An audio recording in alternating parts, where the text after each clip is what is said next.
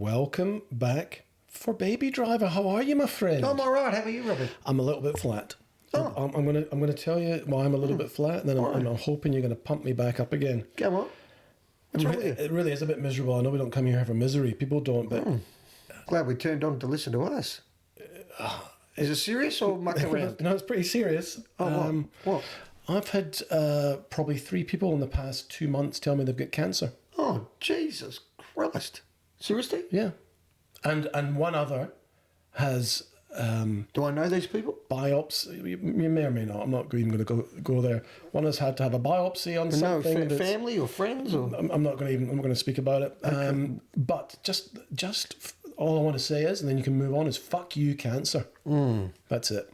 But just maybe Worst word in the English language, I've always said. There's no greater gap between yes and no. You've got it or you don't. There's no middle here. No middle. Yeah, I mean, technologies are moving, but what you have to go through to try and beat this fucking thing, and then it comes back. And Anyway, so I just wanted to get that off my chest. Fuck you, cancer, and a shout out to anyone that's going through it, and we are thinking of you. I hope you're all right.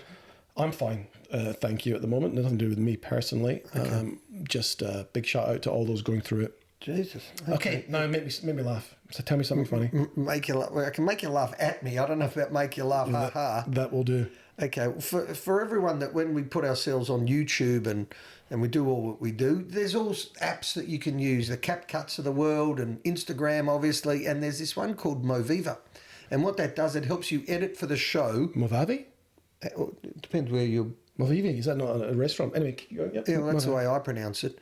Anyway, so I subscribe, we use it, and we bought a lifetime subscription, but somehow they're charging me on a monthly basis. So, what? Bang, $51 to hit my Amex. So if you want to laugh at your mates... You didn't know that was coming? I did not. I'm sitting there last night.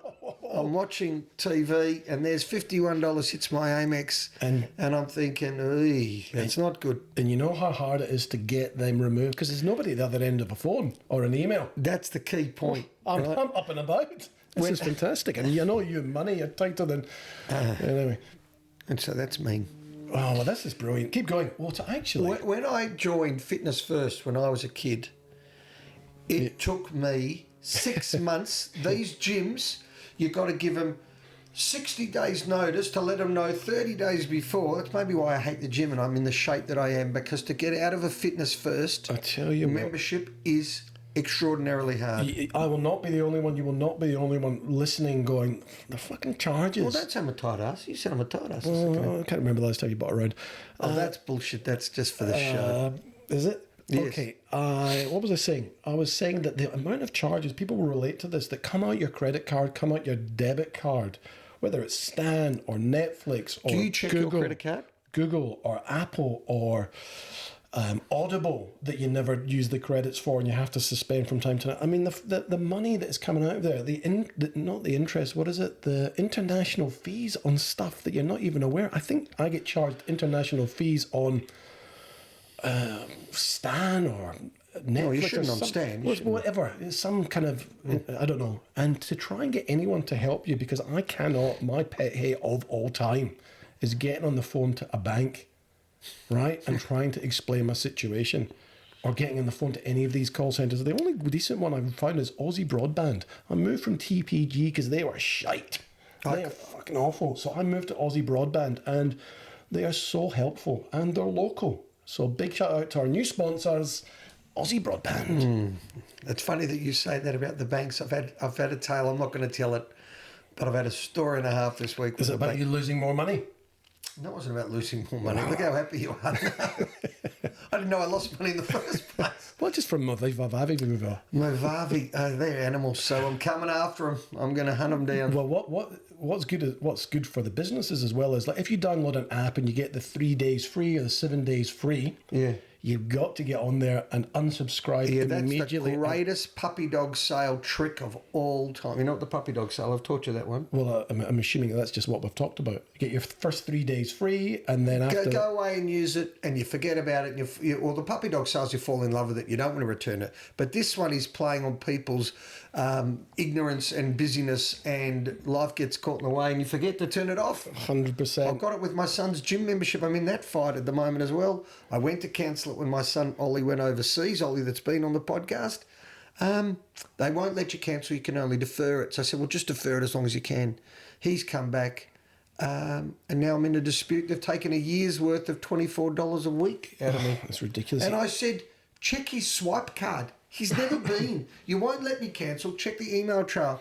So I'm in that one as well. I tell you, here's a tip or a trick for everyone listening or watching on you to try. And I haven't done this for years, but I went through my statements, and not occasionally, I do go through them.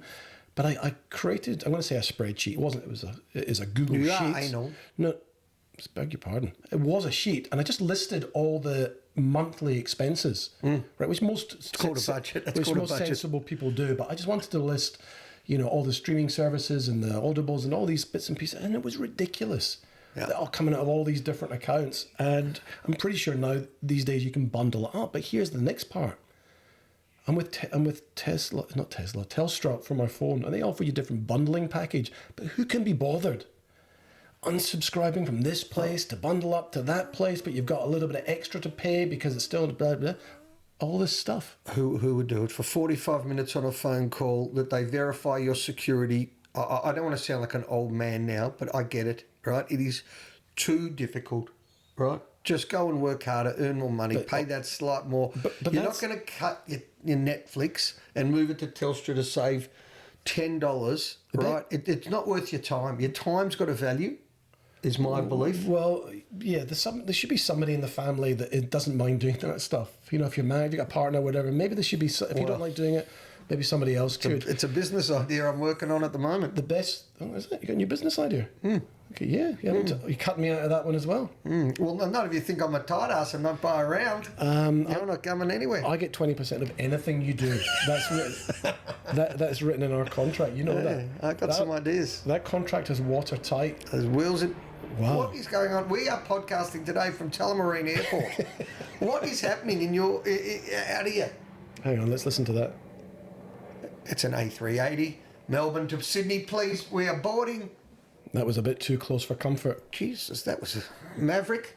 Time for a flyby. That was low. Well, maybe that's a nice tie into the sounds of an engine, which ties nicely into Movie of the Week. Well done. Baby Driver from 2017. So, if you haven't watched the movie, I don't think you need to watch the movie to listen to this. There's a few spoilers in there, but there's nothing really that you need to worry about too much. There's a couple of reasons we're watching this, and we will explain as we go through. Shall I get into the intro? That was a question for you. Go on, I'm listening to your intro. Would you like me to get into the start of the intro? Of course, I thought you had. I was listening. Did you just zone out? You fell asleep? You're checking your messages? I was checking my notes. Okay, can I need your full attention now? Here we go. Okay. Directed by Edgar Wright, who we know has done lots of stuff. He has. Works with Paul Matchless, our editor friend. He is. Running Man is part of their work together. He's done a lot. We'll talk about him in a second. Directed by Edgar Wright, Baby Driver is a high-octane, music-fueled action crime film starring Ansel Elgort as Baby, a young getaway driver with tinnitus. That's you've got tinnitus. We're not doing health again. We're not. But you do have tinnitus. I do. Okay. The tinnitus who choreographs his life and every daring escape to the beat of his personal playlist. Sorry for mucking that up. Baby works for a mysterious crime boss named Doc, played by Kevin Spacey, who organises heists using a rotating crew of violent criminals, including Buddy, played by Jon Hamm, Darling, Eiza González, and the unhinged Bats, played by Jamie Foxx. Despite being the wheelman for dangerous jobs, Baby dreams of a better life and falls for a sweet diner waitress named Debora, played by the gorgeous Lily James. You know where she's from? It's Pamela Anderson's show. She played... And she was in The Darkest Hour as well. And she was in Yesterday. She's the girlfriend in Yesterday. Yeah, she's great. She pops up in quite a few films. She does. I think she was on 3 Billboards as well. Is she the girl that does the typewriting in The Darkest Hour? Yeah. Ah, there's a link. I'll show you a link later. As Baby tries to complete his final job and leave the criminal world behind, he finds himself pulled deeper into chaos when the jobs get bloodier and the criminals more unpredictable when a final heist goes off the rails. Baby must fight for his freedom, his future with Debora, and ultimately his soul. That's pretty much it. Had you seen it? What did you think? Had you seen it? I had. Yeah, will you go first? What do you think of it? It doesn't work like that. Okay, you want me to go first? I had not seen it. Oh, I'm excited. Hang on. Do it slow. It's a whisper. I loved the first hour. Unwatchable for me, the last half an hour. So that really hurt me. As you said, it went off the rails, the chaos and all that. There's a lot to like about the film. My family absolutely love it. Can't understand. Charlie's been on the show before. It was one of his top 5 films. I watched it with Ollie. Absolutely loved it. My wife loves this film. Has Ollie seen it before? Ollie's seen it many times. Did you all watch it together? So who watched it? No, just Ollie and I. Oh, no, sorry. Ollie hadn't seen it before. Charlie had seen it. I'll do that again. Ollie and I started it a few years ago. We watched the first 15 minutes. We watched it for the first time. He loved it. Natalie loved it. Charlie loved it. But for me, the last half an hour got too silly. Can you tell me what they loved about it first? They love the tech. They love the music. They love the speed of it, the look of it. I mean, it's a pretty modern film, right? Even though it's 2017, you know. That's modern. That's modern, isn't it? Of course, anything after 2000 I would consider modern. Yeah, I would think so, and especially with COVID and you know and those sorts of things. No, they liked. Or that's what they told me. And Baby's not a bad looker, little baby. He was a cool dude. Cool dude. Yeah, I mean, there was someone else that looked better in the film. I thought the girlfriend, what's her name, Eiza, who's actually Eiza González, who's dating Grigor Dimitrov, the top tennis player. Do you know that? No, I don't. She's Mexican. She's gorgeous. She's been in a few things as well. What do you think of the film?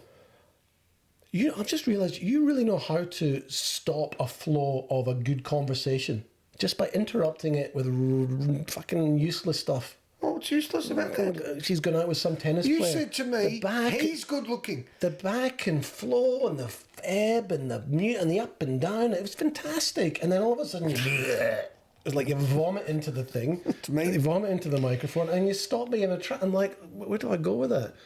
He's like, what do you think? What do I think? I mean, we've done 4,000 fucking podcasts. Surely we got a bit of decent banter. Okay. Well, what did you think of the film? Is that it? Well, I'll tell you, Kevin Spacey, I'll just keep going. Kevin Spacey was his last film. Because then all the business... Was it his last film? This was his last film. After all this, life turned bad for Kevin. He doesn't have any money, and he's put his fingers in the cookie jar. Now, he denies it. Well, is that euphemism? Yeah. Literal euphemism? Yeah. I mean, it's a good cast, this. It's a good cast. Is it a euphemism? Is that what you mean when you say put his hands in the cookie jar? Because that means he's stolen money. But if you're saying he's, inappropriately touched, he's done the wrong things. Allegations. Yeah, he's done... Yeah. Is that what you mean? Yeah, he touched little kids. Well, he's allegedly touched underage... Well, he hasn't worked for 9 years now. Anything you say is alleged. Anything we say in this podcast is alleged because nothing has been proven. You sure you might get taken down, son? I'll tell you what I liked about this film. We've seen a lot of bank robber movies. Heat, Point Break, millions. They've been done since the beginning of time. But none have focused on the driver. So when he goes for the first heist, in go the crew, Jon Hamm and Eiza, and he's sitting in the car and you're listening and you learn...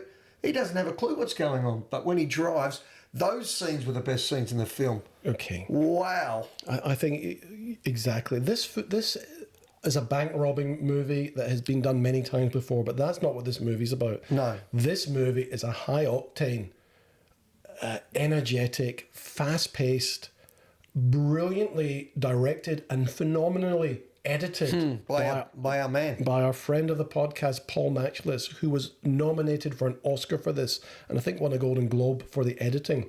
How the hell you can edit, and we'll talk about this in the trivia, the music, the beat of the music, to the gunfire, to the going in and out of the bank, did you notice to the starting, to the stopping. It was incredible, and that's why you have to watch this movie, because it is Did you pick the writing Bit on of the a walls as well when he's masterclass in walking along, when the editing. music was going? Did you pick that? Yeah, so there's a big long first scene. It's just a one-take scene that I think took 20 odd times to film, and they got it on the last one. But just the walking with the beats and the background stuff that was happening, a little bit like Superman, if you remember. You remember the first Superman? Yep. When Clark Kent's walking and all the things are dropping and falling and he's avoiding things. Yep. A little bit slapsticky, not slapsticky is the wrong word, but a little bit like that. Yep. So a lot of physical acting required in this one.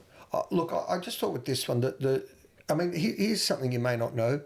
There's an Oscar for Best Actor and Best Actress and writing and directing, but there is no Oscar for stunt driving. Did you know that? Or for stunts? Well, there's a separate awards ceremony for the stunts. But that's been debated, Yeah. right? Ollie and I spoke about this, that should there be and shouldn't there be? And I said straight away, well, of course there should be, of course there should be, because the stunt driving in this is out of this world. My favourite one was when he came down the ramp. He must have come down backwards and he slid. Did you see the car a few times in that first red car? And sometimes they But do. Ollie said no, they can't be an Oscar award for this because it will make directors push and push more and it could be unsafe. Did you have a view? I said to him, mate, that's a bit soft. I think there should be. I probably explain that. Say that again, but slowly. So there is no... Yeah, but what was his reason for it? What was Ollie's reason for it? Just OH&S, safety. That the people, if there's an Oscar up for grabs, you'll have Tom Cruise jumping out of aeroplanes without a harness, right? Without any safety measure. Isn't there a coordination, something or that? I'd like to look up that. There is no award for best stunt or best... I mean, there's stunt drivers in this, right? It's not this kid driving the car, quite actually, obviously. what happens is they build a rig on top of the car. So the stunt driver is actually on top of the car, driving the car. From the roof? From the roof. Serious? In most modern car chases, that's how they do it. Really? The stunt driver is up there in a rig, and he's driving it like however he wants to drive it. And the actors, all the cameras are fixed around the bonnet, the front of the car. Oh, this is trivia time. Well, this is... Well, you knew this? Yes, I've known this. You've seen this everywhere on some of the rigs. Like the Expendables and the Chris When we put this Hemsworth... up, you need to put a photo of that, or find a photo. The Chris Hemsworth... Ferrari, the one when he played No. Ford Ferrari. No, it's the fast-paced one. Rush. No. It's called Rush.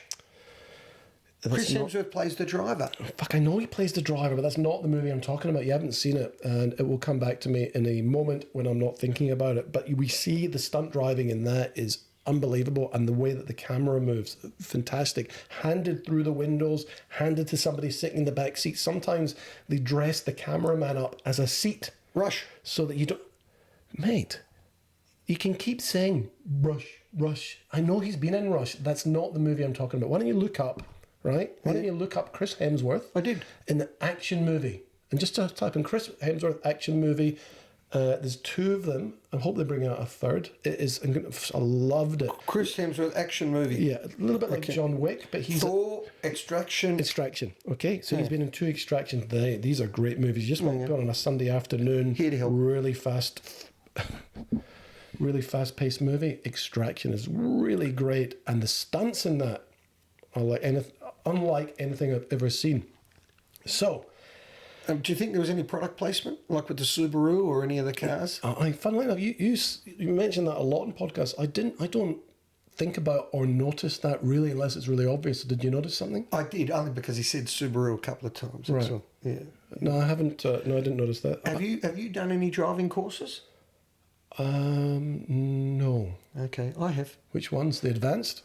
I don't know what it was called, but I went to Sandown Raceway and they teach you to slide. So you're driving around the track and then he teaches you at the corner to do this and move it. I can't drive a manual, but he tells you when to brake and when to do it. When I did it, I went for a full spin, full 360 twice, and your life, wow, you get a fright. But the rush is unbelievable. Nice one. You got Rush in there as well. But yeah, that's so exciting. That's the advanced driving course, and it was good. It would have been an advanced driving course, something like that. All right. What else you got for me about this film? I don't know. See, that was just another one where you just tell a story and then it just doesn't. Okay, whatever. Okay. I tell you what. What did you make? Okay. What did you make of the characters? Well, forget what about the love story? Do you like that? And she was very sweet. I thought there was a really sweet, Very sweet connection and good chemistry between the two of them. Yes, and it wasn't a 1 second. They developed it through the film. Yes. Right? They developed it, which was nice, right? The bit that... So this is towards the... So tell me, why didn't you tell me, actually... Yep. You really enjoyed the first half of the movie. What was it that grated on you or you didn't enjoy about the second half? Jamie Foxx. Okay, when Jamie Foxx started going nuts, I loved the first robbery. I loved Kevin Spacey. There's a lot of... Have you seen the movie 21? Yes, I have, yes. It's very 21, right? Where he's the crew lead, he's got the cast, and Ben in 21 was the guy that could count cards and he would manipulate him. And I thought they were going to double cross. That's what I thought it was going to be. I thought they were going to double cross Kevin Spacey and he was going to leave them and drive away and never look back. But he kept going back to Kevin Spacey. Well, he owed him for something. Okay, so that's made quite clear. I don't think we find out. No, we do. What was it he owed him for? Well, so Baby stole his car, and in the car there was. He says it. He says it very quickly. The way we're connected, Baby stole that silver Mercedes, and in the boot, we don't know what's in the boot, whether it's money or drugs or what it was. And that's when he kept saying every time he'd pay him, he'd say, "You've got one more job to do. We're nearly even." He stole a silver Mercedes with money. About 15 minutes in, absolutely says it. Great pickup. No, Yeah. I totally missed that and I wasn't sure, so thank you for clearing. But that's when he was out of it, right? And he walked off to Easy, Easy Street, but he's never leaving. But then he came and he turns up and he's having dinner and the guy pays at the restaurant and he thought, we're on here. So I also found it reasonably predictable. There was some very obvious moments. Jamie Foxx, when he starts opening fire with those policemen and all of that, I found very predictable. Well, the bank stuff was fine, but there was a few really nice things in it, like, and we saw this in American Beauty, Baby records every conversation that's going on, okay? And turns it into music. Dumbest thing you could possibly do as a criminal, but he does that. In American Beauty, he films everything and keeps that. Ultimately, all his recordings are discovered by, I think it was Jamie Foxx, why are you recording us? Yep. Even Kevin Costner, why are you recording this? And my problem with this movie is that he allowed him to continue on doing the next heist, knowing that he had been recording. If you were a gangster, you'd shoot him dead immediately. You just shoot him boom, dead. Yeah. So it did get a little bit far-fetched. It did. When he went out at 2 a.m. to try and get away, and Jon Hamm's there, and they're all there, and it just, the last half an hour I was really enjoying it. And the last half an hour when Eiza, whatever her name is, she gets murdered, Jon Hamm kept getting away, and then when the two cars are coming at each other and he didn't go off the top, and when they kill him, they keep coming back, and then he turned up at the diner again at the end. It's like they thought, we'll just do anything now. We'll just do anything. Did you find that a bit? Yes, I would agree with that. It did get a little bit forced or slapsticky. Well, just... It's as if, I think he said it really well, it's as if they got a little bit bored in the writing towards the end and couldn't really work out how to kind of close all the endings. And sorry, I'll smash one more bit, okay? So he goes back to Kevin Spacey and he says, give me the tape of my mum, I've got a bag of money for you. No. Then the girlfriend comes in and then all of a sudden he says, you know what? I was in love too once, right? So all of a sudden they're in the car park of the building. He's gone from tough criminal to I was in love too once. You run. He's getting shot. I told you to run, and then he gets run over by the car.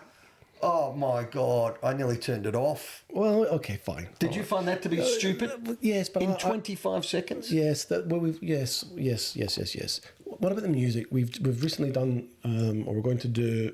Or we have done. In fact, we did it back in March. The Big Chill. We have. We might. We could. We might. Maybe we will. I'm sure we have. We did The Big Chill, and that was number 5 in the all-time soundtracks of all time. Yes. I thought this was up here as well. Go on. Tell me some tunes. I'll just tell you some of the artists. We've got the John Spencer Blues Explosion. We've got the Beach Boys. We've got the Damned, the Commodores, T-Rex, Incredible Bongo Band, Debora, Neat, Baby. Oh, there's loads. Nowhere to Run, Tequila, When Something Is Wrong With My Baby. The Tequila is brilliant. And Tequila. Yeah. Now, you want to talk a little bit about the cast? We can. Edgar Wright is known for A Fistful of Fingers, Shaun of the Dead, Hot Fuzz, Scott Pilgrim v. the World, The Adventures of Tintin, The World's End, Ant-Man, Baby Driver, Last Night in Soho, and The Running Man, the most recent Running Man, which we have. Yeah, they're modern, fast-paced action films. That's for sure his shtick, right? Yeah. Ansel Elgort, who played Baby, he was in the Billionaires Boys Club, also opposite Kevin Spacey. And he was in West Side Story, the Steven Spielberg recently filmed and directed West Side Story. We've talked about Lily James and Kevin Spacey we know about. Jon Hamm we know about. He's been in lots of Jon stuff. Hamm's everywhere at the moment. Yeah. And Jamie He Foxx. was in Top Gun too. Jamie Foxx, also superstar. Been in loads of stuff as well. And John Bernthal, who I really admire as an actor. He's the Punisher. He plays lots of angry characters. Who was he, sorry? He was only in it for 5 minutes, but he was top billed. He's the angry guy at the start that goes up to Baby and pulls his ears out and gets really into his face. Oh, yeah. And then we don't really know what happens to him. Okay. I want to talk a little bit about the editing before we move to Rowan Reminisces. Please do. So to create the action sequences synchronized to music required extensive preparation. Edgar Wright, the director, selected what music he wanted prior to the script being written, so the screenplay could match the timing of the song precisely.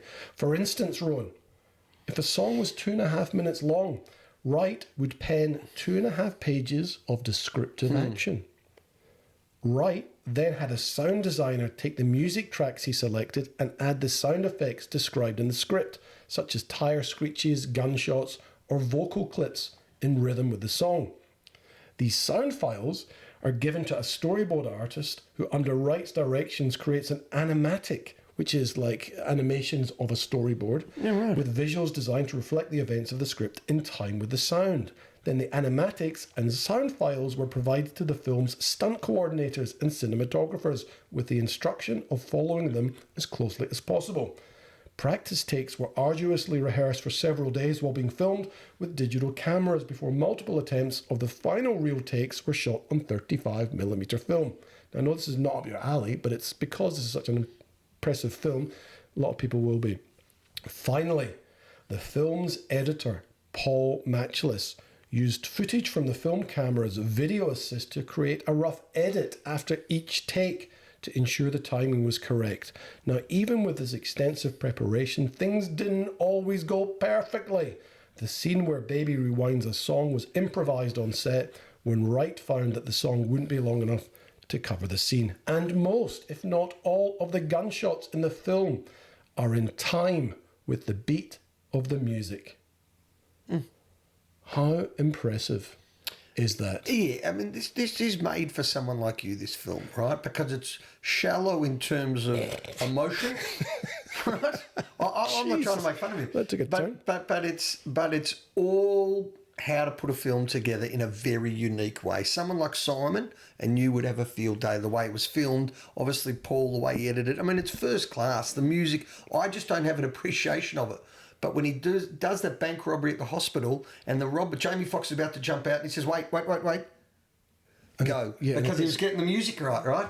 Ollie thought it was the coolest thing. So it could be a generational thing. Ollie thought it was how brilliant was that, how clever is it? But I thought he was using it to time. You know when you've got 90 seconds before the police come? Did you think that? I thought a little bit of that, but I thought because of the tinnitus as well, he needed it to focus and concentrate. Yeah. So all of that stuff came into play. But I think you do yourself a disservice, if I may say. Okay. In that you really enjoyed the scenes, particularly the first hour. Yeah. And the reason that you enjoyed it is for all the factors that we've just talked about. Correct. Yeah. So you might not articulate it in the way that I've just written it out. But I appreciate it. But you appreciate it because of all these different elements that have come together. Yeah, and it could have been a fantastic film. Even the ending, it didn't need to have the 5 minutes of him going to prison and he got all the nice references in the court case, but still got 25 years anyway. Well, no, he didn't get 25 years. He got 25 years, but then he gets out. But it was left a little bit ambiguous. Did he get out? Is he dreaming that? How long was he out for? I thought that was a dream because he didn't look any older. Right, well, that's interesting. So I'll talk about that in trivia. But I think it's time for, if you're ready... I am ready. For Rowan Reminisces. You love that. I love that little tune. Okay, I'm going to take you all the way back to 2017. We're going to have a bit of fun on this one. This will be a good one. Okay, the most famous Oscar delivery probably of all time. The winner Moonlight. for Best Picture was... Moonlight. But they did not say that, did they? La La Land, They they said said. La La Land. So that will go down as the most infamous one of all time. That was Warren Beatty and Faye Dunaway that presented that. And actually, we review Moonlight and we have reviewed La La Land in 2025. These were quite good podcasts. Well, they're all great podcasts, but check out these two. Because we actually slated Moonlight. Mahershala Ali, in our opinion, did not deserve to win the Best Actor Oscar for his 15 minutes of acting. Go and watch him in The Green Book. He's much better in The Green Book. I don't actually still... I'd love to be educated on why Moonlight won and what the appeal was of that film. I found it horribly boring. Major films released in 2017: Star Wars, The Last Jedi, Get Out, which we've done with Max, which was fantastic. Dunkirk. You seen Dunkirk? I have seen Dunkirk a couple of times. We should do that one. Okay. Baby Driver, which we're talking about, and Wonder Woman with Gal Gadot. Who? Gail Gadot. How do you pronounce her surname? Gal, G-A-L. Gal Gadot. I went to Wesley. Who won? Okay, lots of trivia for you, Robbie, in my Rowan Reminiscences. Who won Best Actor? We've done... Who won Best Picture, first of all, surely, no? Who won Best Actor? Give me the options. The Darkest Hour was the film. Right, so you didn't actually mention that one. No. Okay, who is it? Give me the Gary Oldman. Gary Oldman. We'll move on. Who won Best Actress? We've done that film as well. Are you saying Darkest Hour won Best Movie? I don't think. But No. I gave you who won Best Actor. And then you gave me the answer. Yeah. Wow. I'm giving you the answer. After all these Roman reminiscences. Who won Best Actress in 2017? What are the choices? Give me the... I haven't given you. I've just got the answer. Well, I didn't do the nominees. you have... How am I meant to... I've got more. I'll give optional ones so later. try and work out some clues. Frances McDormand. Oh, for fuck's sake. From 3 Billboards. Correct. Well done, Robbie. Jeez, this is ridiculous. You know what? Okay, now we're going to do Who Am I's for the deaths. You better lift here. Okay, Who Am I? This is a bit scary, this one, because there's a mother and daughter, so there's a hint. I am the most famous female in the Star Wars trilogy. Carrie Fisher. Well done. And her mother, Yes, say it. Debora... Where did I used to work?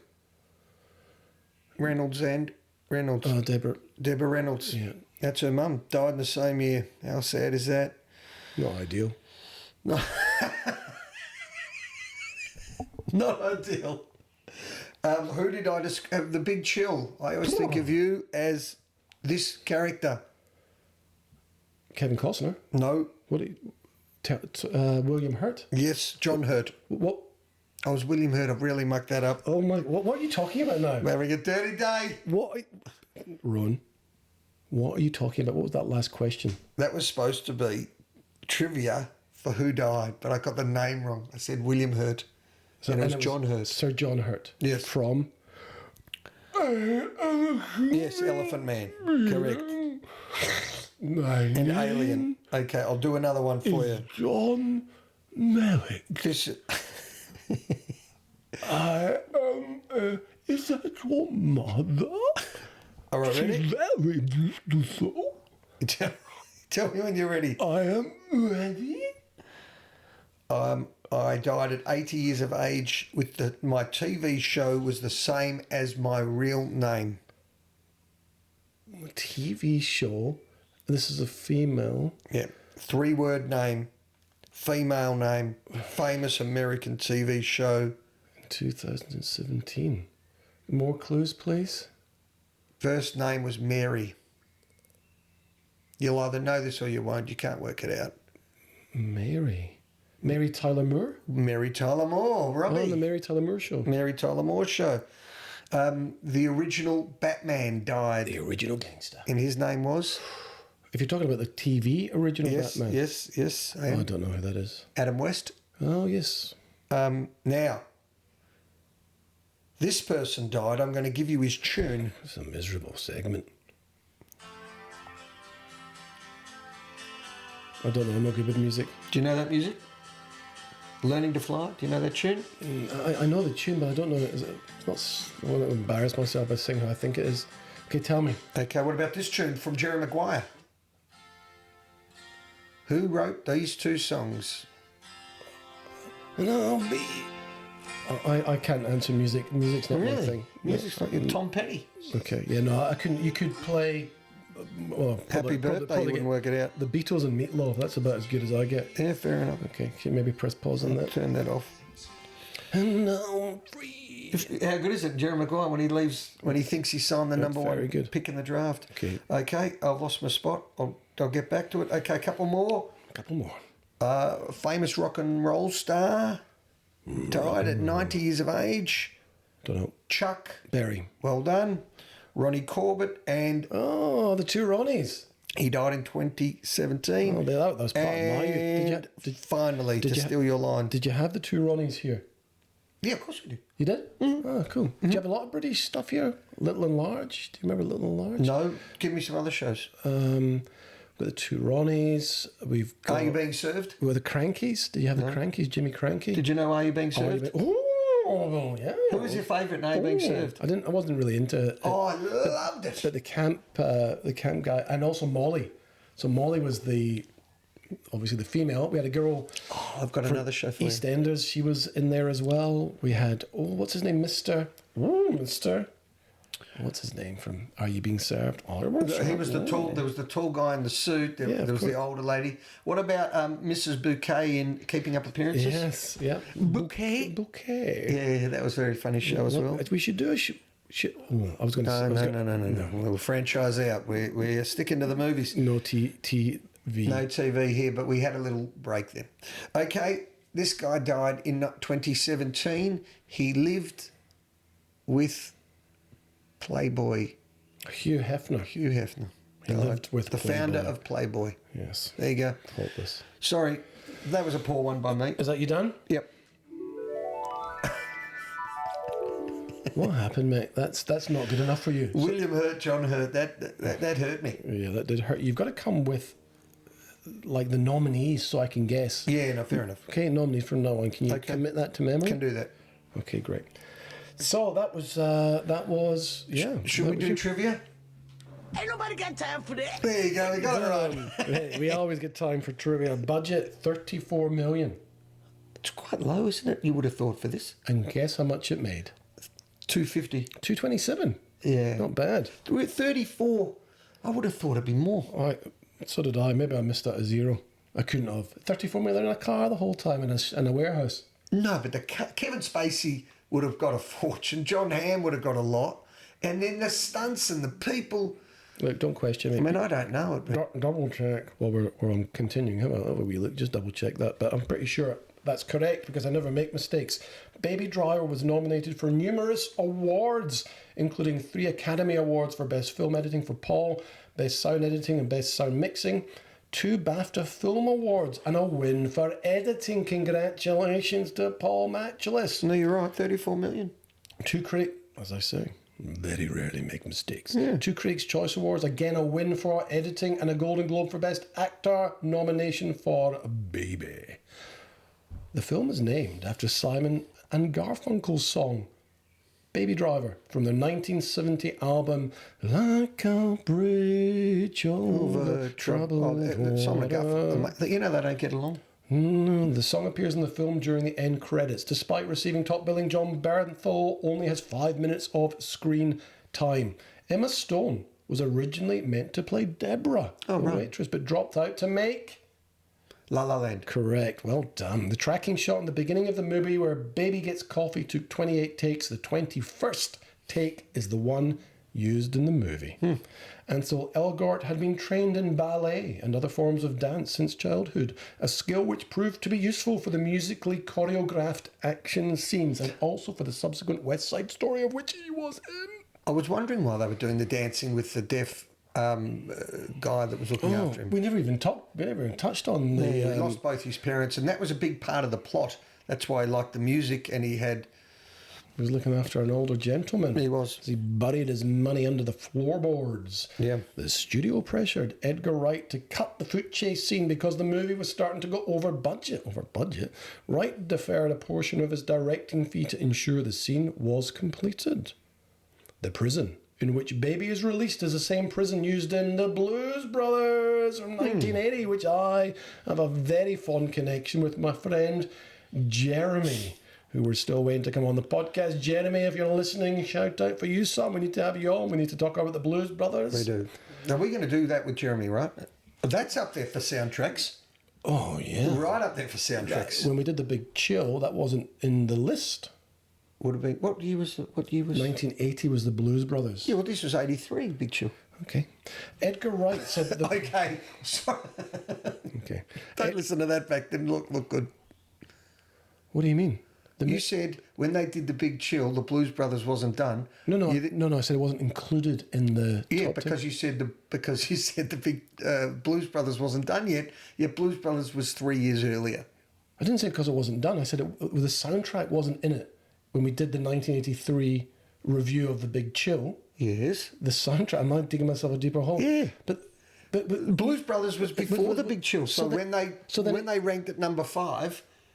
Blues Brothers doesn't get a mention. Why? Because it was done 3 years before. It should have been. Of course it should have been. But you're saying it like it didn't exist yet, like it came out after. No, it came out before. I know that. I think we're talking about the same thing. No, we're but not. You're just not. You've got it the wrong way around. The Big Chill comes in 1983. I understand that, and the Blues Brothers was before that. So why wasn't the Blues Brothers soundtrack in the top 10? Exactly, it should have been. That's what I'm saying. You said it like it wasn't out yet. Let's turn these listening things on, and one can hear better. Was it they say turn on? Let's turn on your ears. Yes, let's switch on. I'll get told that a bit. Look at me. Okay. Look at me.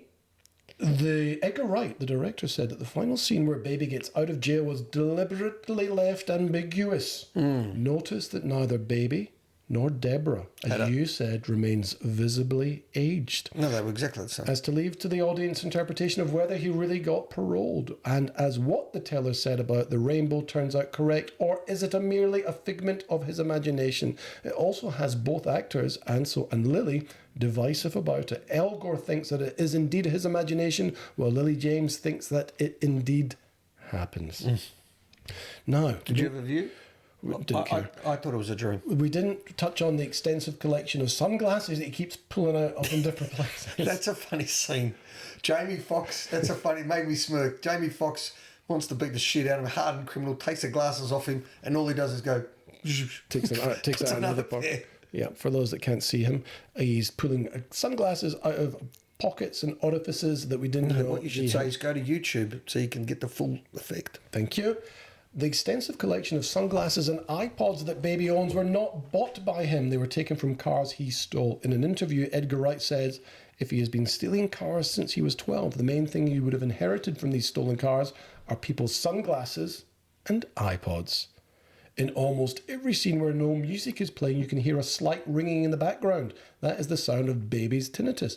Do you always hear ringing? No, only at night time. And finally, if you watch the film with headphones, every time Baby wears just one earbud, you'll also hear his music in only that one ear. How clever is that? That's it from me, son. Wrap it up. Give us a rating. Look, it was entertaining. It just got so silly and far-fetched for me at the end, but I appreciate the tech and the science and the thought behind it. Low budget for a great return. Paul Matchless is a fan of the podcast, and we can't wait to have him on. We've had him on. I would give this 3.2 out of 5. Okay, I really enjoyed watching it again, held my attention. I don't disagree with you what you're saying about the last half hour. There's a couple of silly things in it that happen that don't really make much sense, but it's action-packed, and if you haven't seen it, I definitely recommend seeing it. I'm going to give it a 3.3 out of 5 for the movie and a 5 out of 5 for editing. What did you prefer out of Paul's work, the two, so Running Man and this, which did you prefer? I preferred Running Man. I preferred this because of the technical difficulties that he would have had to make this work. Yeah, right. But I really enjoyed Running Man as well. Yeah, I mean, the car driving in this is pretty impressive. You get in your car the next day and you think, I'd love to be on a job like that, wouldn't you? And a great soundtrack, so I recommend watching it if you haven't seen it again. Okay, that's it from us. Have you anything on for the week? Well, good luck with what you said at the start, right? I mean, you opened with bloody... let's not finish with that. Okay, well, I wish you well. Wish whoever it is all the best. Thank you very much. Please, God. If you could please lift for Rowan Reminisces for next time because that was William Hurt, John Hurt, all the Hurts together. Oh, it hurt a lot. You've got to not have the nominees. Just have the nominees. Okay, so I'll do because You don't need to explain it here. Okay. Let's have one of the weekly meetings that you keep cancelling. Yeah, I knew you were going to say that. There we go. That's my exit. Thanks for listening. Until next time.